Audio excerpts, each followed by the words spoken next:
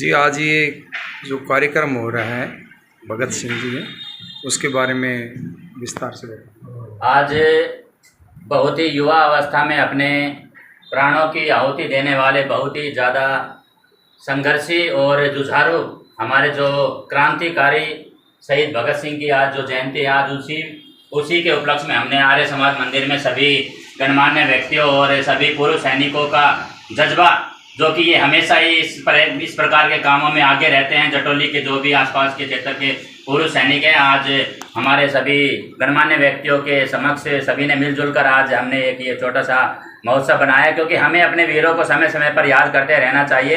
इनके बलबूते पर ही आज हम पूरे स्वतंत्र भारत में सांस ले रहे हैं। इन्होंने बहुत ज़्यादा योगदान दिया और अपनी कम आयु में वीर गति को प्राप्त हुए, फांसी के तख्ते पर ये हंसते हंसते चढ़ गए। हमें इनसे बहुत ज़्यादा प्रेरणा लेनी चाहिए। और हमारे बीच सभी पूर्व सैनिक हैं, बड़े बड़े अधिकारी भी रह चुके हैं। मैं चाहूँगा कि हमारे बीच से पूर्व में कप्तान रह चुके कप्तान जनक जी शहीद भगत सिंह के बारे में कुछ विचार व्यक्त करें।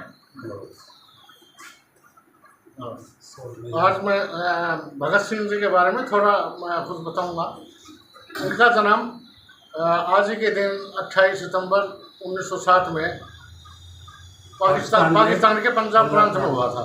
इनके पिता सरदार किशन सिंह जी थे और इनका पूरा परिवार पहले से ही स्वतंत्रता आंदोलन में सक्रिय था और इसलिए भगत सिंह जी के मन में देश प्रेम की भावना कूट कूट के भरी हुई थी। तो ये जब बिल्कुल छोटे अवस्था से ही इनके दिल में थी कि मैं देश के लिए कुछ करूं। तो ये जब चंद्रशेखर आज़ाद और राम प्रसाद बिस्मिल जी ने ये क्रांति दल बनाया, तो उसमें ये बहुत युवा अवस्था में ही वहाँ आगे इनसे मिले और उसमें शामिल हुए।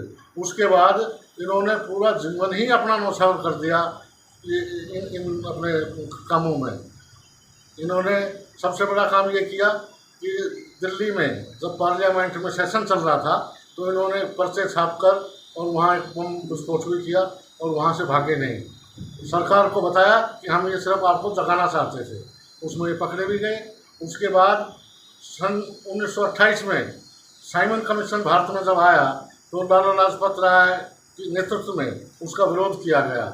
तो उस विरोध में उस टाइम लॉर्ड हेली हमारा यहाँ का पंजाब का गवर्नर था, उसके आदेश पर लाला लाजपत राय पर लाठी बरसाने का आदेश दिया गया, जिसको क्रियान्वित सैंडर्स ने किया।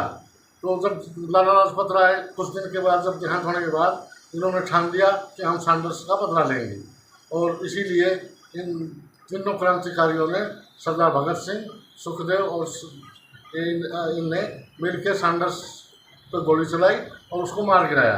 उसके एवज में उनको फांसी की सज़ा हुई, जो 23 मार्च 1931 में सेंट्रल जेल लाहौर में इनको फांसी दी गई।